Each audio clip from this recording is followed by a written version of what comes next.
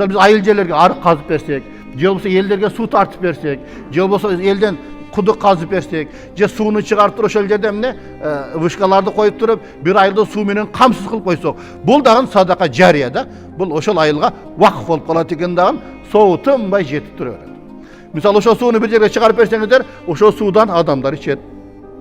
Тамак аш жасайт, кир жууйт, кир жууганда намаз окуйт.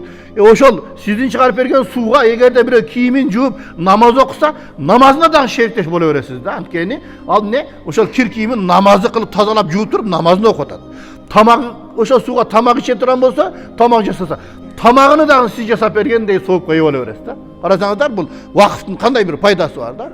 Эми элестетип көрүңүздөр, ошол жерден бакты сугарды дейлик.